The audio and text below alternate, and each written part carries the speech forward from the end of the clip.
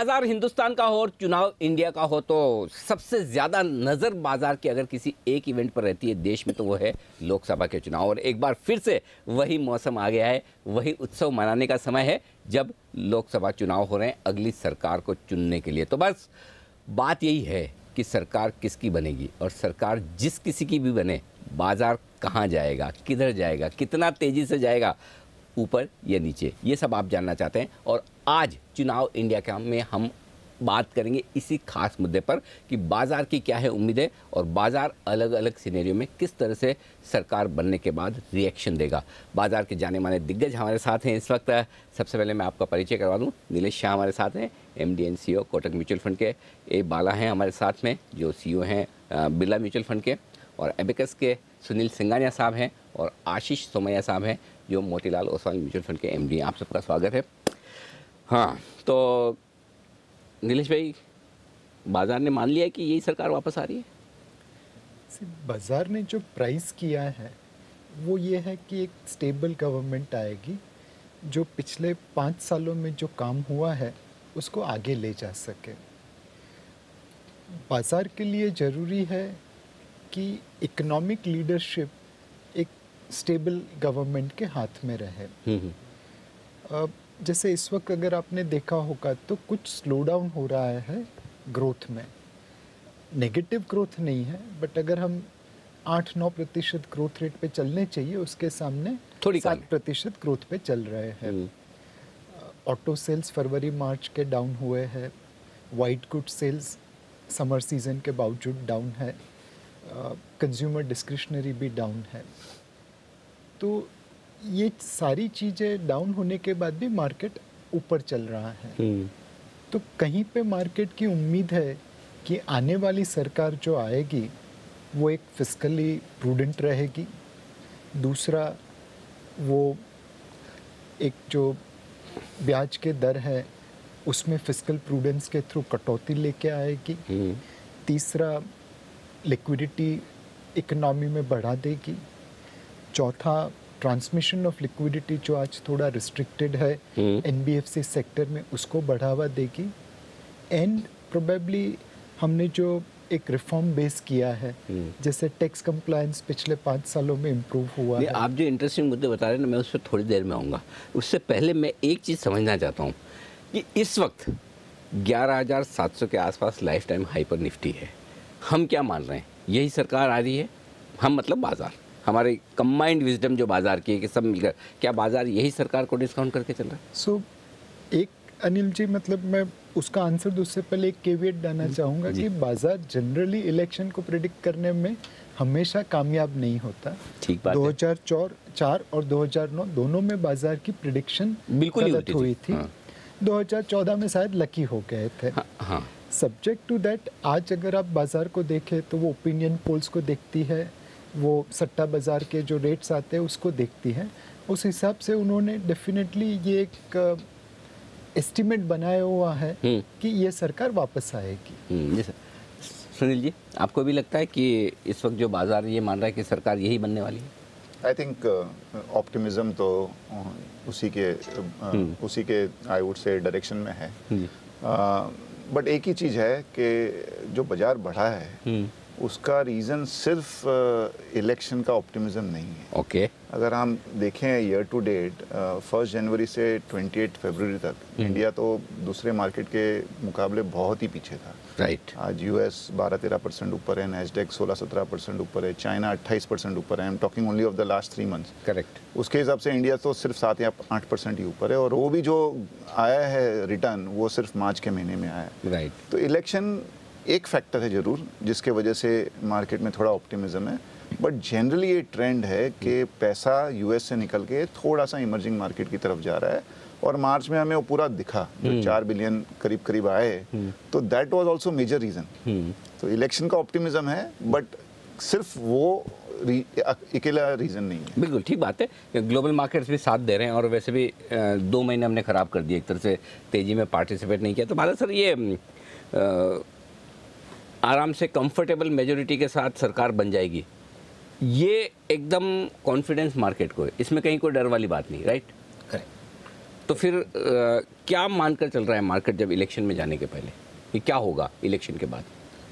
नहीं, एक तो एज नीलेश वाज मेंशनिंग, जो मार्केट जो उम्मीद है दैट स्टेबल गवर्नमेंट वापस आएंगे, उसका वजह से जो लास्ट 4-5 साल का जो मोमेंटम जो इकोनॉमी में बिल्ड किया हुआ है, specially through various reforms, that will continue. So one expectation definitely is there, the continuity factor on the government coming back, I think is relatively higher. जो FIS का जो पैसे जो आया आज के दिन पे, so also with that hope that जो लास्ट 1 साल से आप देखेंगे, before the last 2 months का आप निकाल के, if you see for the rest of the 10 months period, FIS inflows were almost negative or zero.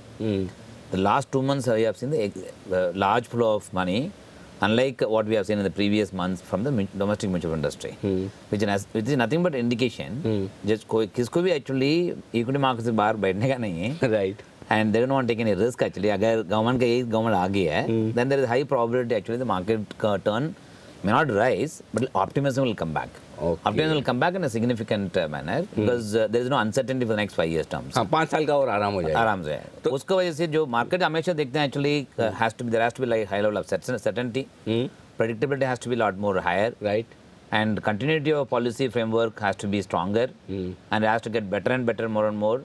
So अगर एक गवर्नमेंट रहेंगे, I think the उनका expectation जो है is also very very high. वो basis पे I think we are saying the positivity is come back and market even post election on the basis of these expectations we should only see the momentum continuing. बिल्कुल. तो election का result market के लिए comfortable है, वो कोई risk नहीं है इस वक्त, कम से कम ये मान रहे हैं आप भी? अगर आप मार्केट को देखते हैं तो ऐसा लग नहीं रहा है कि मार्केट में बहुत चिंता है इस चीज़ को लेकर के जो आप बोल रहे हैं जी. But at the same time ये बात भी सही है कि आप सितंबर अक्टूबर 2018 को देखिए और अभी का आप देखिए, जैसे आरबीआई में जो चेंज ऑफ गार्ड हुआ है ये बड़ी बात है, तेल के दाम कंट्रोल में आ गए ये बड़ी बात है, यूएस की पॉलिसी रिवर्स हो गई ये भी बहुत बड़ी बात है, हमारे बैंकों के प्रॉब्लम्स जो है ऐसा लग रहा है कि प्रॉब्लम ख़त्म हो गए हैं, ये भी काफ़ी कारण है मार्केट के इम्प्रूवमेंट दिखाने के. राइट.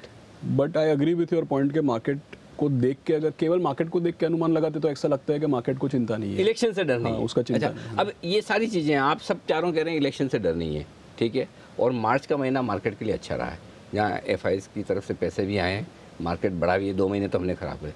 फिर नीलेश भाई बेच क्यों रहे हैं सारे लोकल फंड्स, जब आप सारे फैक्टर्स भी अच्छे लग रहे हैं, आप कह भी रहे कि गवर्नमेंट भी ठीक आ जाएगी, फिर भी बेच रहे हैं? अनिल भाई, आप जो डेटा देख रहे हैं वो आधी चीज़ बताता है जी.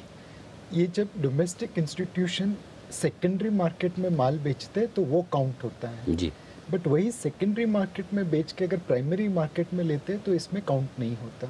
यही प्राइमरी मार्केट की जगह अगर QIP या OFS ले ले तो वो काउंट नहीं होता. कैश बेच के फ्यूचर में खरीद ले तो वो काउंट नहीं होता.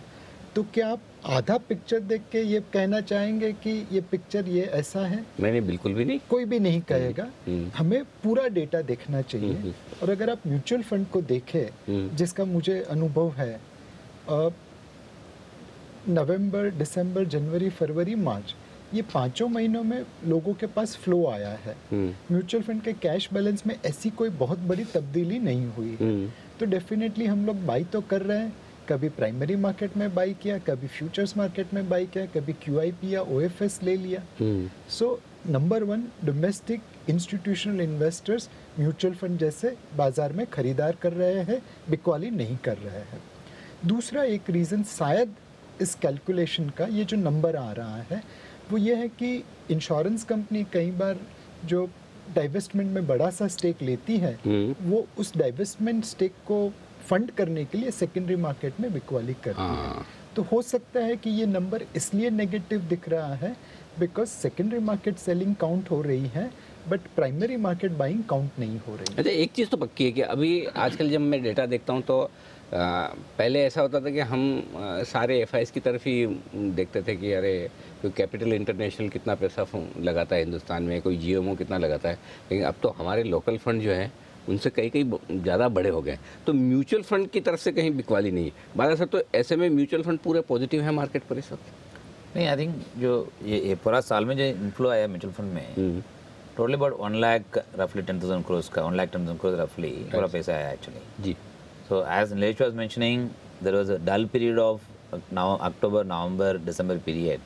March में actually the inflows were higher than the previous month, which again reflects the confidence of investing in mutual fund continues to remain very very high. And ये भी जो mutual fund जो आया actually पैसा is anyway getting deployed in the market, and not necessarily only in the secondary market. Even some of the recent IPOs आप देखेंगे उसमें the kind of subscription is coming. It's nothing but reflection of the interest that still prevails from the institutional investors' point of view. So that, in my view, I think will continue. So from a domestic is now is not about only the question of saying month on month flows कभी कम आ रहा है कभी ज़्यादा आ रहा है. I think one thing that is now set from as a trend, that net inflows continues to remain very high, SIP flows continues to remain very high. It's only the question of the rate of growth will vary from one month to other month. That does not mean जो मंदी actually market में अगर mutual fund में कोई लेने डालने के लिए किसका चिंता है actually. So that something is not that. एक मैं पॉइंट बोलना चाहूँगा on mutual fund outflow. Bala and Nilesh can just add to it if my views is correct. But दो बड़े CPSE के डिसइन्वेस्टमेंट हुए जी, जो mutual fund obviously raised money, और उसमें काफ़ी इन्वेस्टर्स फ्लिपिंग इन्वेस्टर्स भी रहते हैं. तो मार्च का जो आउटफ्लो है म्यूचुअल फंड का, उसमें एक बड़ा पोर्शन अच्छा वुड बी फ्रॉम मेरा मानना है, मुझे मेरे पास डेटा नहीं है, बट जो 2-3 जो बड़े CPSE फंड्स थे उनका रिडम्पशन बिकॉज ऑफ फ्लिपर थे, उसकी सेलिंग का भी हो सकता है. हाँ, तो मतलब कुछ वहाँ से निकाल के काउंट नहीं, सेलिंग काउंट. हाँ, selling. That was the so point. The CPSE selling is also reflecting in the possible. March. ये जो डाइवेस्टमेंट रिलेटेड मैंने कहा वो यही है कि आप खाली सेलिंग काउंट कर रहे हो, बाइंग नहीं देख रहे हो.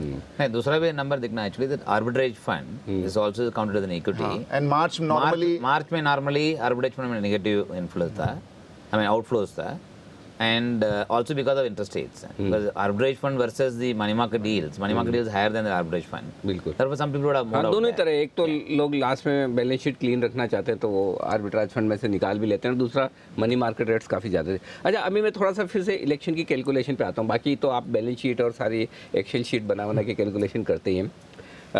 272 सीट्स चाहिए, राइट? तो आशीष जी, इस वक्त जो मार्केट की सिचुएशन है करंट गवर्नमेंट के लिए, क्या मैं अब रेंज दे दूं आपको, 250 से 300 की सीट ये मान के चल रहा है? मेरा ख्याल है कि मार्केट अभी केवल इतना मान के चल रहा है. मैं 3 ऑप्शन देता हूँ. Below 250, 250 to 300, above 350. मार्केट क्या मान के, मैं आपकी ओपिनियन नहीं मांग रहा हूँ. अगर आप अपनी पर्सनल देना चाहें तो भी दे सकते हैं, नहीं तो मार्केट की कंबाइंड ओपिनियन क्या है इस वक्त? मुझे लग रहा है मार्केट की कंबाइंड ओपिनियन ये है कि तोड़ जोड़ के कैसे भी करके बन जाएगी. लेकिन मार्केट की ये रीडिंग मुझे तो नहीं लग रही है, क्योंकि मुझे ऐसा लग रहा है कि अगर जैसा आप बोल रहे हैं वो तीसरा वाला सिनेरियो अगर आ जाता है तो मार्केट का एक्चुअली पूरा का पूरा कैप्चर नहीं हुआ है. मुझे लग रहा है तीसरा मतलब 300 प्लस वाला. हाँ, ओके. सुनील जी? नहीं, आई वुड एग्री, एकदम एज पे लग रहा है. एंड आई थिंक सरकार तो बन जाएगी, बट ये बहुत ही बड़ा ऑप्टिमिज्म वाला सिनारियो जो आप बता रहे हो वो पॉसिबल नहीं लग रहा. 300 प्लस वाला. ठीक बात है. खाली एक इसमें ये हो सकता है कि देयर आर सम पार्टीज जो रीजनेबल साइज की हैं जो अनअलाइंड है प्री और पोस्ट, जैसे KCR है या YSR जो अकेले लड़ रहे हैं, और उन्होंने पब्लिक स्टेटमेंट में बोला है कि हमारे स्टेट के लिए जो अच्छा करेगा हमारे को देगा उसके हम साथ में हैं. ठीक बात. तो ये पॉसिबल है कि इलेक्शन के बाद में वो may be part of the coalition बन जाए या आउटसाइड सपोर्ट दें, और उस हिसाब से 300 बन सकता है. बट प्री इलेक्शन कोalition के हिसाब से तो 270 is a, I would say, a happy number for all. Wala sir, what is? Man, of course, it's all about guesswork, right? It's about guesswork. नहीं, guesswork तो अब आएगा. वो नेक्स्ट क्वेश्चन है वो. अभी तो ये कि मार्केट क्या मान रहा है कि 250 to 300, बिलो 250 और अबो 300. नहीं, मार्केट में जो आज के दिन मान कर चल रहा है, एक तो ऑफ कोर्स कंटिन्यूटी फैक्टर का ज़्यादा वेट दे रहे हैं, फिर भी जो थंबिंग मेजॉरिटी जो आएंगे उसका ज़्यादा लोग नहीं कर एक्चुअली. ठीक बात है. क्लियर मेजॉरिटी नहीं आई. क्लियर मेजॉरिटी के लिए अभी भी मार्केट में थोड़ा सा शक है. सो इसके लिए आपको मार्केट भी धीरे धीरे चलते जा रहा है. हाँ, और ये जो मैं रेंज दे रहा हूँ नीलेश, ये सारा NDA का है. मैं खाली बीजेपी की बात कर रहा हूँ. वही एक्चुअली मार्केट में एक्सपेक्टेशन भी है. But there are some segment of the people are also looking for a sweeping victory. supreme victory for the government to come back. Clear-cut majority. People may say that Pulwama attack बाद have a probability और बढ़ गई है, and if you travel on the ground at the rural India, the more the people say, nah, I got the benefit of this, I got the benefit of that, and rural scheme में social benefit में अपना अच्छा benefit मिला, so all those things if it starts coming in, then people start assuming that sweeping victory भी आ सकता है. Correct. The probability is not actually, people are not asking for the sweeping victory. The probability are they're assigning anywhere between 250 to 60. Market में भी वही आज के दिन पे गिन के चल रहा है चलिए. नीलेश भाई? सो जैसे सुनील, बाला और आशीष ने बताया, मोटा मोटा मार्केट ये डिस्काउंट करके बैठा है कि एनडीए एक कंफर्टेबल मेजॉरिटी से गवर्नमेंट बना पाएगा. Comfortable majority means below 300, above 250, ये रेंज करना थोड़ा मुश्किल है, बट सरकार वो बना लेगी.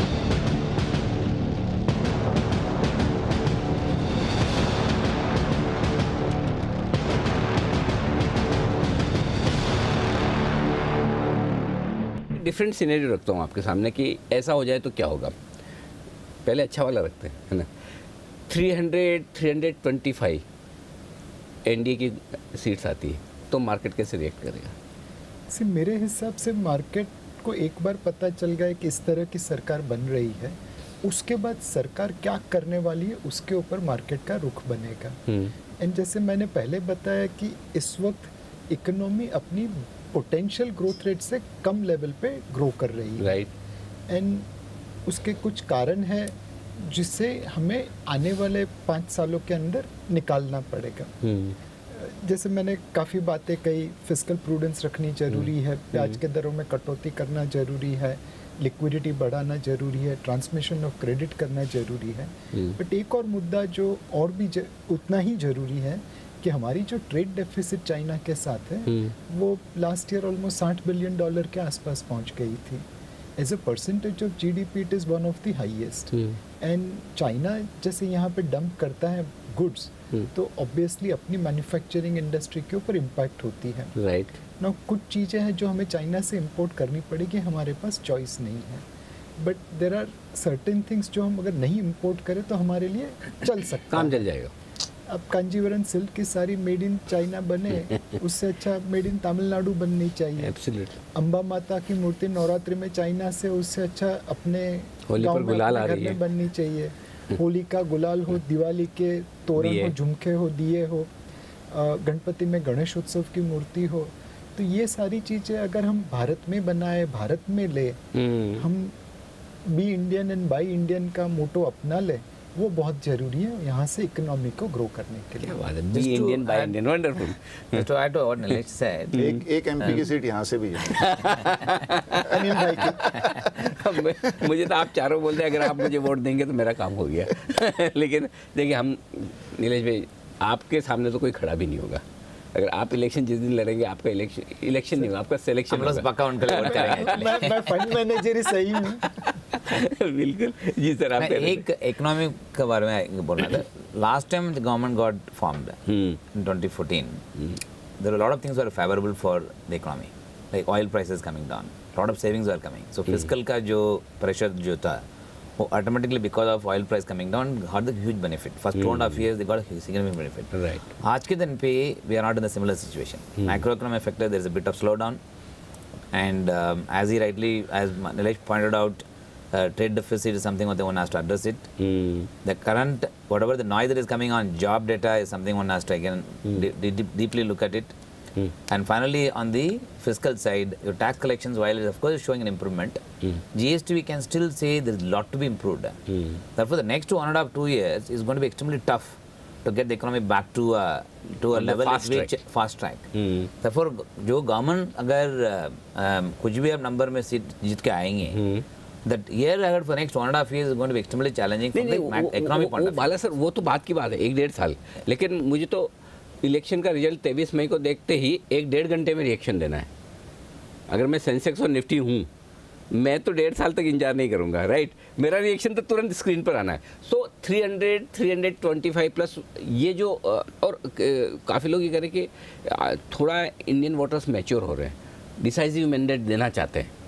अगर ऐसा कुछ हो गया आउट ऑफ द बॉक्स की एनडीए की इतनी मेजोरिटी आ जाए तो क्या होगा? All the fence setters will come back. So her market में हर बार फंड सेटर्स बहुत लोग बैठते रहते हैं, सो उनको तो डी-रिस्क ही करना ही एक्चुअली, उनका हेज ही करना है, लेना ही पड़ेगा, देयरफॉर लेना ही पड़ेगा। So that's something we have seen historically, that particular day is a day, either side you will see a fund. So अगर सीट कम भी आ गया है, you will similar reaction you will see on the lower side also. हाँ भाई, जिसने पहले पैसा नहीं लगाया, खराब गवर्नमेंट, खराब रिजल्ट आए तो भी लगाना है, Correct. अच्छा रिजल्ट आए तब भी लगाना है। Correct. तो लेकिन इस सिचुएशन में होगा क्या जब बड़ी तगड़ी थम्पिंग मेजोरिटी, एकदम क्लियर कट मैंडेट दे दे इंडिया की, भाई एक सरकार जो भी बनानी है हमें एकदम साफ साफ बनानी, यह मैंडेट है 300-325 प्लस, अब लाइएगा। सी बहुत ही हाइपोथेटिकल हाँ बिल्कुल बिल्कुल, इससे हाइपोथेटिकल और आने वाला है ये तो फिर भी ठीक लग रहा है आपको। बट मेरा ये मानना है कि लास्ट टाइम हमें upper circuit sort of market देखने मिला था, राइट, बिकॉज ऑफ बहुत ही अनएक्सपेक्टेड था। मेरे ख्याल से 7,650 निफ्टी खुलकर बंद 7,200 के आसपास हुआ था। हाँ। इंट्राडे 10% अप था, है ना, इंट्राडे 10% अप था। सो इस बार एटलीस्ट मुझे तो नहीं लगता है कि इतना बड़ा स्विंग ऊपर की तरफ होगा, बिकॉज थोड़ा सा एक्सपेक्टेशन ऑलरेडी बिल्ट इन है, स्टॉक्स इतने सस्ते नहीं हैं जितना उस समय थे, because 2013 was the worst period for equity market, तो we were coming out of that worst period, stocks were available at 4p, 5p, 7p for a lot of small companies. इस टाइम वैसा इतना सस्ता नहीं है। दूसरा, आई थिंक मेरे हिसाब से तो the good scenario would be BJP coming into a majority in a कोalition rather than alone. क्योंकि थोड़ा सा एक जो बाजार ने ये देखा है लास्ट 3-4-5 साल में कि थोड़ी से पॉलिसी अगर मिलजुल के करते तो ज़्यादा बेटर रहती। तो I think even a कोalition majority is not a bad option, और मुझे नहीं लगता है कि 270 सीट और 300 सीट में market optimism beyond that 1 hour और हाफ आवर। 325 में नहीं, मतलब एक तो ये कि आपको अगर थोड़ा कैश बचा, हमारा व्यू तो ज़्यादा डिफरेंस नहीं होगा। हाँ, ठीक बात है। अच्छा, अब हाइपोथेटिकल क्वेश्चन की जो बात कर रहे थे ना, आपका क्या व्यू, पहले मैं इस पे आपका व्यू पूछ लूँ कि 300-325 सीट आती तो क्या होगा? आप चलिए 10% नहीं सही, 5% पॉजिटिव अपसाइड आएगा, बट मुझे लग रहा है कि वो उस दिन का नतीजा देखे कि समझो 250 300 सोच रहे थे, आ गया 325, एक रिएक्शन आएगा बट सस्टेन नहीं करेगा। सस्टेन क्यों नहीं करेगा? क्योंकि इकोनॉमी को लेकर के वाकई में चिंता है। मतलब हमारे जैसे कंट्री में स्कूटर नहीं बिक रहा है, I think it is 20% down in 1 year. तो इसमें पजल है, मतलब ये कि स्कूटर नहीं बिक रहे हैं, गाड़ियाँ नहीं बिक रही हैं, 2 व्हीलर नहीं बिक रहे हैं। तो ये सब जैसे जॉब्स के बारे में डेटा आते रहता है, तो बैकग्राउंड में मतलब आज हम कॉर्पोरेट अर्निंग्स टू जीडीपी 3% के नीचे आ गए हम। मतलब जीडीपी कहीं न कहीं बढ़ रही है और कंपनियों का मुनाफा दिखने। तो एक चीज़ मुझे समझ में आ गई आप चारों से बात करके कि रिजल्ट कुछ भी हो, रिजल्ट का रिएक्शन खाली 23 मई के लिए, उसके बाद तो अल्टीमेटली जो इकोनॉमी के फंडामेंटल्स हैं उसी पर चलेंगे। लेकिन फिर भी अब आपको जो हाइपोथेटिकल लग रहा है, अब मैं पूछता हूँ, अब ये बताइए कि नीचे का 10% का सर्किट किस सिचुएशन में लग सकता है, वो बताइए। कैसा रिजल्ट आए तो मार्केट बिल्कुल डर जाएगा कि ये क्या हो गया? आई थिंक कोई भी एक party doesn't come as a significant block. Below 200? Maybe even below that. तो जैसे suppose if we take अभी रूलिंग पार्टी जो है, जो प्री पोल अलायंस है, उनमें 3-4 मेजर पार्टियां हैं, ज़्यादा है नहीं। वो तीनों चारों पार्टियों का मिला के अगर 210-20 तक ही पहुंचता है तो ऑब्वियसली फिर एक जो बोलते हैं ना टुकड़े टुकड़े की सरकार, वो हंग वाला, वो सिनारियो क्लियर हो जाएगा। उसमें ये नहीं तय होगा कि इसमें लीड कौन करेगा, कितने दिन तक सरकार चलेगी, कौन जुड़ेगा, कौन टूटेगा। आई think that would be the worst scenario. मतलब कोई भी 50 से 75 सीटों का डेफिसिट हो जाए मेजोरिटी के लिए, जहाँ पे दोनों मेजर ब्लॉक खुद अपने बलबूते पे नहीं बना सकें सरकार, that would be the worst. Nilesh भाई? I completely agree with Sunil कि मार्केट को एक स्थिर सरकार चाहिए जो इकोनॉमिक रिफॉर्म्स को आगे लेके जाए। करेक्ट। एंड मार्केट को आज ये लगता है कि अगर एक स्थिर सरकार है तो इकोनॉमिक रिफॉर्म्स आगे चलेंगे, बट अगर एक टुकड़े टुकड़े वाली सरकार है जहाँ पे 10-15 प्राइम मिनिस्टर होंगे, 10-15 फाइनेंस मिनिस्टर होंगे, वो इस कंट्री को इकोनॉमिक रिफॉर्म्स में आगे नहीं लेके जा पाएंगे।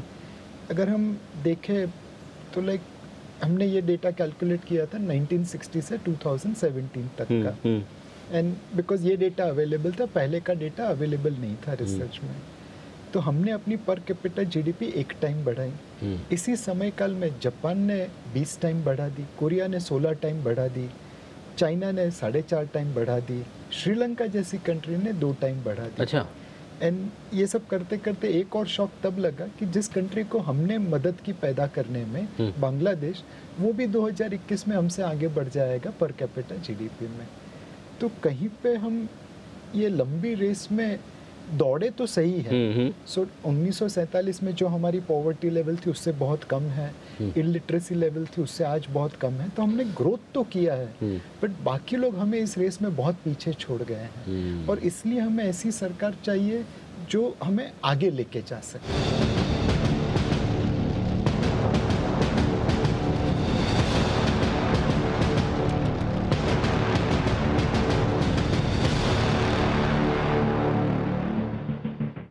बाला सर, क्या आपको भी लगता है कि अगर 210-15 के आसपास कोई सबसे बड़ा जो गठबंधन कह दें या फिर यूपीए एनडीए दोनों में से एक 210-215 पे आके रुक जाए, 200 के आसपास आके रुक जाए, तो फिर प्रॉब्लम है मार्केट को? मार्केट में क्रिएट वन मोर अनसर्टेनिटी। एक तो अनसर्टेनिटी है, एक तो जो पॉलिसी फ्रेमवर्क जो लास्ट 4-5 साल से जो ड्राइव कर रहे हैं उसको कैसे इम्प्लीमेंट होएंगे, एंड सेकेंड इज जो हिसाब से जो स्टेट गवर्नमेंट का आज के दिन पे जो एक्सपेंडिचर जो हो रहा है, तो उसकी वजह से जो इकोनॉमिक ग्रोथ का भी जो आज के दिन में उम्मीद बहुत है, उसके कैसे हो सकता है वो भी किसको भी सर्टेनिटी नहीं रहेंगी। So therefore the policy related continuity of policy would remain an issue. But अगर ऐसे समझ के चलते हैं दैट कोई भी एक गवर्नमेंट, इधर यूपीए लेड बाय कांग्रेस और एनडीए लेड बाय बीजेपी, अब कोई भी दोनों गवर्नमेंट में, I think one thing remain constant is the reform oriented approach both the government has showcase for a many number of years. Right. आज के दिन में this whatever this government is introducing, they're all initiated 5 years back by the earlier government. Right. So therefore there is a continuity. So problem वो नहीं कि किसकी आती है, खिचड़ी का अगर गवर्नमेंट आ जाएगी, ये पॉइंट बिल्कुल सही। मतलब प्रॉब्लम ये नहीं कि कौन सी गवर्नमेंट आती है, बट जो भी आए क्लियर कट मेजॉरिटी। तो लेकिन आशीष जी, सवाल आपसे, नीचे का सर्किट कब लगेगा?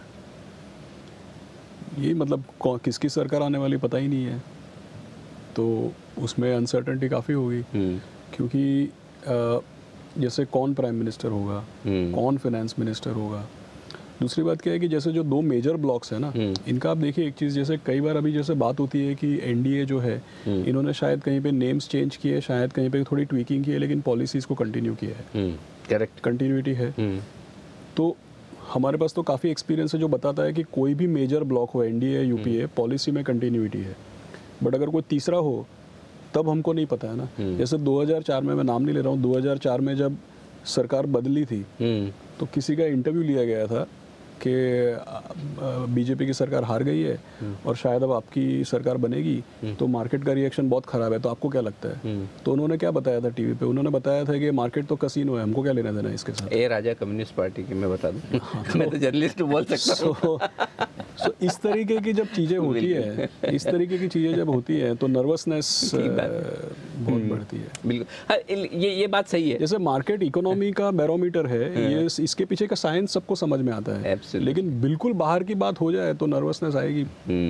अच्छा, एक चीज़ जो मैं सोच रहा था वो बहुत क्लियर कट है कि बड़ी इवेंट के पहले आप भी थोड़ा बहुत तो पोर्टफोलियो में कैश रखते होंगे, ये सारा का सारा तो नहीं लगा देते या लगा देते हैं? क्योंकि मैं इसलिए पूछ रहा हूँ नीलेश भाई कि हमने अभी एक शो किया था, उसका नाम रखा था चुनावी फंडा। तो चुनाव और फंड हाउस, आप जो म्यूचुअल फंड सब चलाते हैं, उसकी परफॉर्मेंस का क्या कोरिलेशन है? और हमने 99, 1999, 2004, 2009, 2014 ये पिछले 4 इलेक्शन का पूरा एनालिसिस किया और फॉर्मूला एक बनाया है कि इन चारों इलेक्शन में अलग अलग तरह के रिजल्ट आए। एक में एक्सपेक्टेड लाइन पर, एक में बिल्कुल उल्टा, एक में किसी एक को सोचे थे कि इनकी मेजोरिटी आएगी, दूसरे की आ गई, इस तरह का हो गया। कांग्रेस, बीजेपी, ये सब। बड़ी सरप्राइजिंग है कि इलेक्शन की जिस दिन काउंटिंग है उसके एक दिन पहले अगर आपके म्यूचुअल फंड में किसी ने पैसा लगाया ठीक ठाक से एवरेज म्यूचुअल फंड में, चारों इलेक्शन में 5 साल में वो पैसा डबल हुआ है। चारों इलेक्शन है, यानी कि अगर 20 साल में, अगर आपने देखा 20 साल में 16 गुना हुआ है और हर तरह के इलेक्शन के रिजल्ट आ गए। यानी कि इलेक्शन के रिजल्ट के एक दिन पहले भी अगर हम पैसा लगा दें तो नुकसान तो होने का कोई चांस नहीं, 5 साल में डबल तो हो ही जाएंगे। ये कंफर्ट है। आपने जैसे कहा ना, सेम अगर एनालिसिस आप देखो ना, निफ्टी ने ऑन एन एवरेज 60% रिटर्न हर 5 साल में दिया है, right, irrespective of the government. और इस बार भी 60% 61% रिटर्न आया। और अगर नीलेश भाई का फॉर्मूला लेवे तो हो सकता है 70% हो जाए, जो सितंबर से सितंबर 13 से। तो आई थिंक वो रिफ्लेक्ट हो रहा है कि जो everyone is in consensus view that irrespective of the government, अगर पॉलिसी इकोनॉमिक ग्रोथ ओरिएंटेड है तो किसी की भी सरकार है, कोई डरने की बात नहीं। तो एज ए फंड मैनेजर मैं ये जानना चाहता हूँ कितना कैश आप रखेंगे पोर्टफोलियो में, कि थोड़ा हाँ ये मैं इलेक्शन के बाद ही लगूंगा। हम लोग अपने जो एक्टिव फंड है या पैसिव फंड है उसमें कैश कॉल नहीं लेते। okay. मैं कैश इसलिए रखता हूँ कि मुझे डिविडेंड पे करना है कभी, या कभी रिडम्पशन पे करना है, बट हम लोग एक्टिव कैश कॉल नहीं लेते हैं। उसका रीज़न ये कि मुझे तो इंडेक्स को आउट परफॉर्म करना है और इंडेक्स में तो ज़ीरो कैश है। सो अगर मैं कैश कॉल लेता हूँ that means I am believing कि मैं मार्केट को टाइम कर पाऊंगा।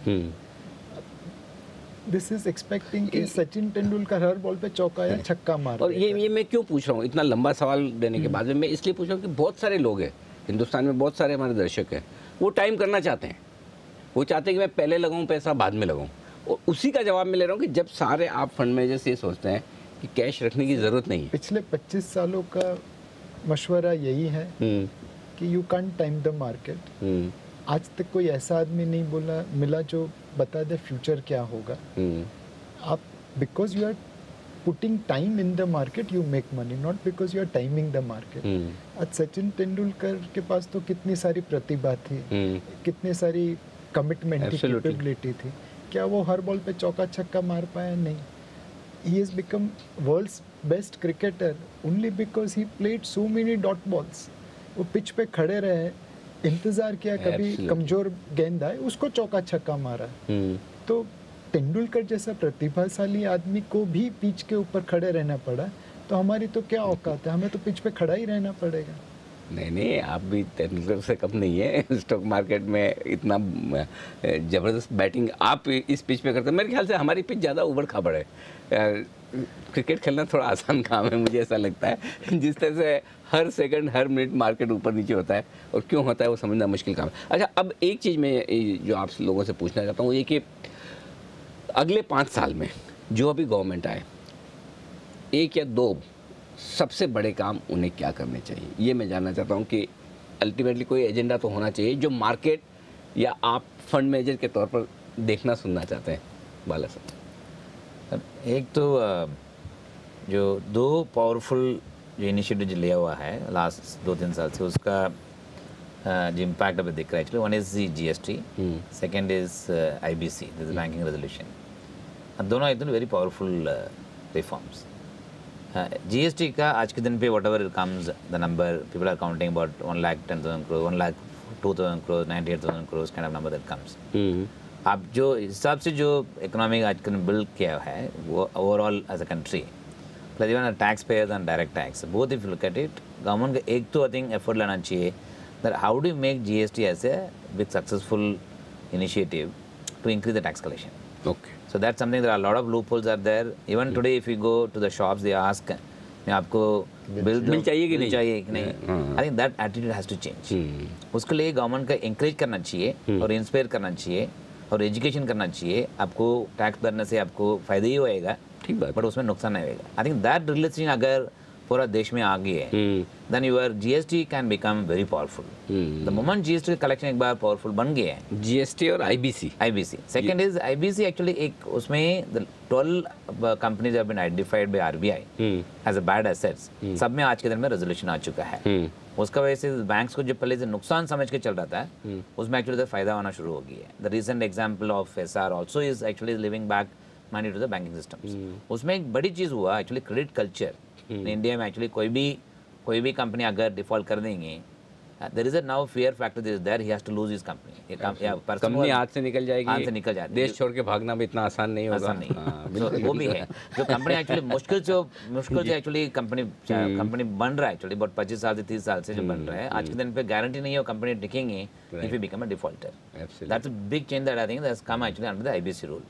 So this has to become more and more powerful so that the banking system का जो एनपी की वजह से, तो आप कह रहे हैं जो दो चीजें अच्छी हुई वही और बढ़िया हो जाए तो वही ठीक है। बढ़िया होना नया कुछ नहीं चाहिए, नया कुछ नहीं, जरूरत नहीं। आई थिंक तीनों में, आई थिंक दोनों में एक बार आईबीसी रेजोल्यूशन की वजह से तो बैंकिंग सिस्टम को जो पहले जो कैपिटल जो चलते रहते थे और उसका अगर कम हो गया है उतना आपको फिस्कल के लिए बच जाते हैं। राइट। तो जीएसटी आज के दिन पे even if the per month collection goes up by let us assuming 5,000 crores and 5 multiplied by 12 is a very large amount. So the government will have enough to spend on social systems, enough spend on infrastructure systems, right. and that itself will take the GDP by 20-30 basis points to the next level. So I think these are two things that I think the government is able to focus, and my view, rest of the things I think will be taken care. कोई भी सरकार आए क्या काम करने चाहिए? Sir देखो, एक है ना, अगर आप इंडिया की हिस्ट्री देखो, India grows because of entrepreneurship and I would say despite the government. जो सेक्टर जो बड़े हुए हैं वो ऐसे सेक्टर है जो सरकार ने को समझ में भी नहीं आए और सरकार की वो बोलते हैं ना नीडलिंग भी नहीं थी, वेदर आईटी हो या एक्सपोर्ट ऑफ फार्मा हो या इवन प्राइवेट बैंक्स हो या म्यूचुअल फंड भी हो। आई थिंक एक जो डर बैठ गया है लास्ट 3-4 साल में कि एंटरप्रेन्योरशिप में नुकसान ही है और एंटरप्रेन्योरशिप करके फंसना ही है, वो डर निकालने की बहुत ज़रूरत है। बिकॉज ये अगर एंटरप्रेन्योरशिप नहीं होगी तो ये जो हम जो बात कर रहे हैं स्लो डाउन की, कि 2 व्हीलर नहीं बिक रहे हैं, जॉब्स नहीं है, ये बिकॉज एंटरप्रेन्योरशिप गायब हो गई है। एंटरप्रेन्योरशिप को यू हैव टू रिस्क लेने की कैपेसिटी लोगों की नहीं, रिस्क लेने की कैपेसिटी भी नहीं है और रिस्क लेके रिटर्न नहीं है, उल्टे का है ना फंसना ही है। ऐसा माहौल हो गया है, एक ऐसा हो गया है कि पैसा कमाना इज नॉट गुड। एक थोड़ा सा एक सोशलिस्ट की तरफ हम जा रहे हैं कि अगर 10-20 बिलियन डॉलर कमा लिया तो पक्का कुछ ना कुछ गड़बड़ी किया होगा। हाँ, मतलब वो वैसा हो गया कि माइंडसेट हो गया। आम जनता जो है वो अमीर लोगों को नापसंद करती है और लेकिन बनना सबको अमीर है। नहीं, आम जनता नहीं है, वो ऐसा पोर्ट्रेल किया जाता है। तो एक तो जैसे बाला ने कहा, आई थिंक बैंकिंग सिस्टम ठीक होने से थोड़ा जो एक क्रेडिट में हिचकिचाहट है बैंक को, वो फिर से आ जाएगी। बैंक्स को भी एम्पावर करना चाहिए कि भाई ठीक है, अगर आपने लोन दिया है तो 1-2 लोन में प्रॉब्लम भी आएगा, उसके वजह से आपको जेल में नहीं डाल दिया जाएगा। I think that encouragement has to be given. और दूसरा, आज जो कैपिटल रेजिंग है, आज जो फॉरेन फ्लोज है या डोमेस्टिक फ्लोज है, उसको एनकरेज करिए ना। ठीक है, इन्होंने कैपिटल गेन्स टैक्स डाला 10%, उसका कुछ फायदा तो हुआ नहीं है। आज हम ऐसी स्टेज पे हैं देश में कि हमें ह्यूज इक्विटी कैपिटल भी चाहिए, तो उसको एनकरेज करिए। तो आई थिंक जो एंटरप्रेन्योरशिप है वो डेट और इक्विटी दोनों का अगर एक अच्छा फ्लो होगा तो ये एंटरप्रेन्योरशिप आएगी। और एक क्लियर होना चाहिए, बस आप पैसा कमाओ सही तरीके से बिना शॉर्टकट लिए, तो कोई प्रॉब्लम नहीं है। बिल्कुल ठीक बात। तो आपने जो पॉइंट रखे ना वो क्वालिटेटिव एस्पेक्ट्स ज़्यादा है और बाला सर जो कह रहे हैं एकदम वो क्वांटिटेटिव एस्पेक्ट्स हैं।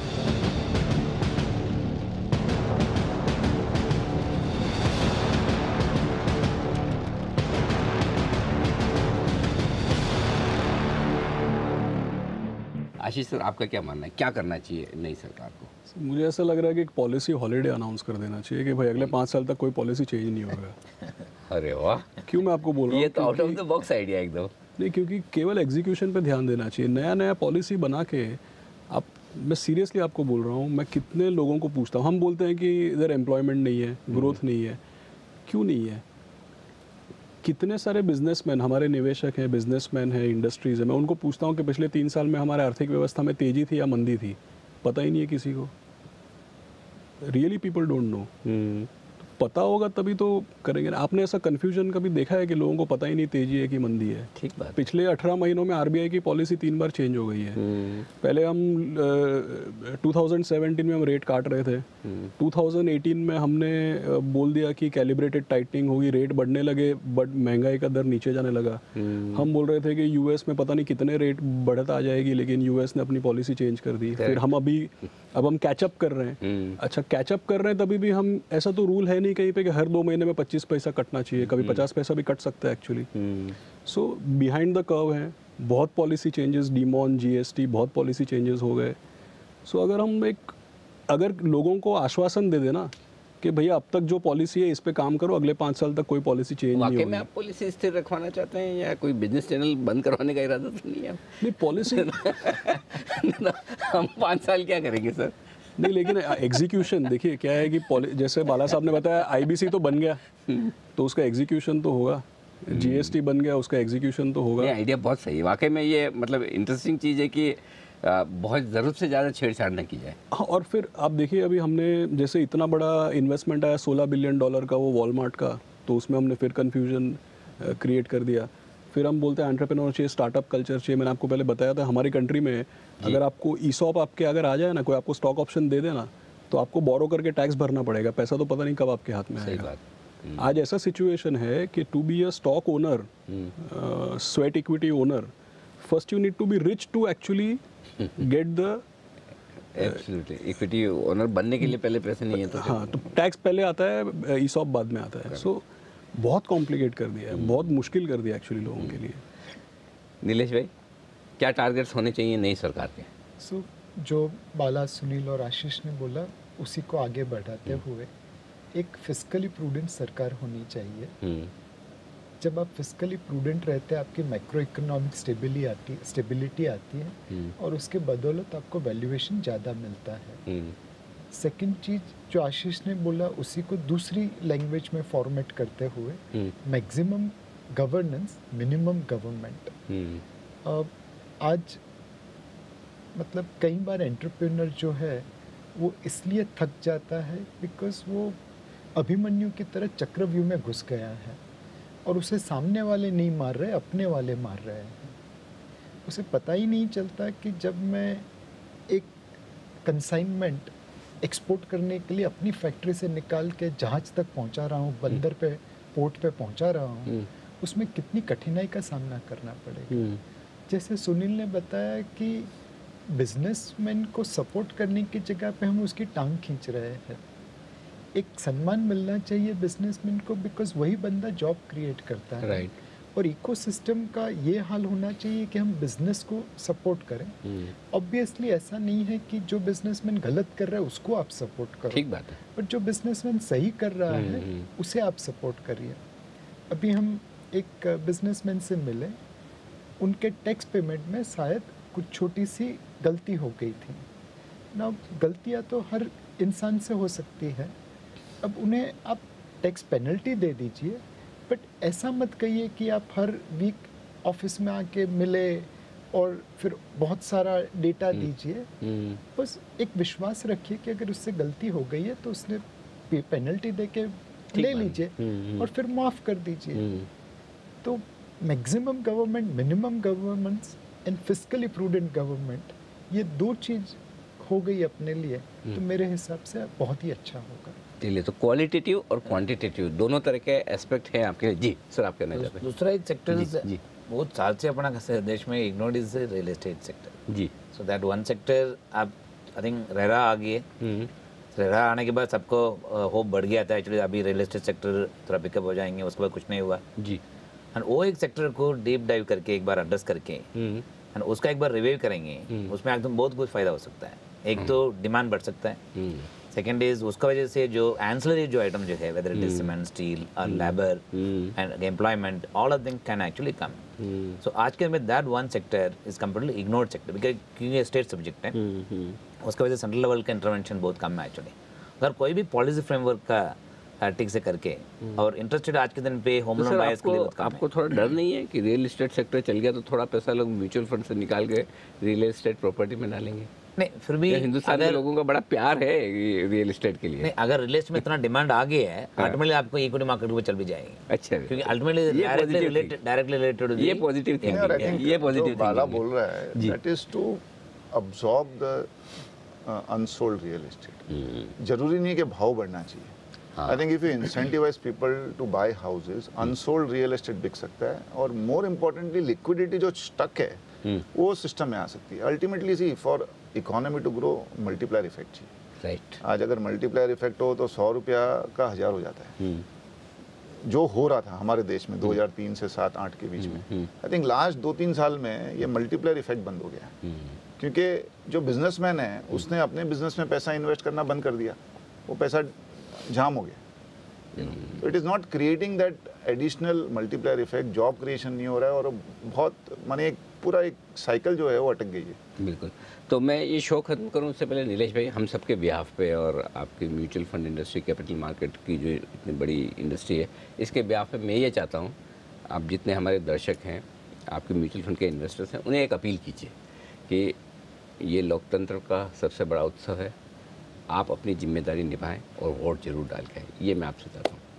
नहीं, डेफिनेटली मतलब एक जिम्मेवारी है एक नागरिक की तरह से हमारी कि हम चुनाव के दिन जाके वोट करें। जब हम लोग वोट नहीं करते हैं तो फिर ऑब्वियसली हमारा कोई दायित्व नहीं रहता। बट क्या आप ये एक्सक्यूज़ ले सकते हैं कि देखो इस सरकार के लिए मैंने तो वोट नहीं किया तो डोंट ब्लेम मी, ये सरकार क्या कर रही है। ये गलत चीज़ है जी। हम सभी को चुनाव प्रक्रिया में भाग लेना चाहिए, अपना दायित्व पूरा करना चाहिए और जिम्मेवारी से वोट देना चाहिए। बिल्कुल। तो चुनाव के दिन को छुट्टी के दिन की तरह ना समझे, बल्कि ये समझे कि ये सबसे बड़ी जिम्मेदारी वाला दिन है, क्योंकि आपको बहुत बड़ी जिम्मेदारी है देश को चुनने की, देश को चलाने वालों को चुनने की। तो अपनी जिम्मेदारी से मुँह ना मोड़े। बाकी मार्केट तो ऊपर नीचे हर वक्त चलते रहेंगे, लेकिन इन्वेस्टेड रहें, ये हमारे चारों फंड मैनेजर्स कह रहे हैं। बहुत बहुत शुक्रिया आप सबका जी बिज़नेस के लिए वक्त निकालने के लिए। और मैं उम्मीद करता हूँ कि जो बाज़ार सोच रहा है, जैसा सोच रहा है, उस तरह के चुनाव के नतीजे आए, झटके न लगे, बस हम इतना ही चाहते हैं। तो चुनाव इंडिया का इस खास शो में आज के लिए इतना ही। मुझे दीजिए इजाज़त, बने रहिए हमारे साथ जी बिज़नेस पर। नमस्कार।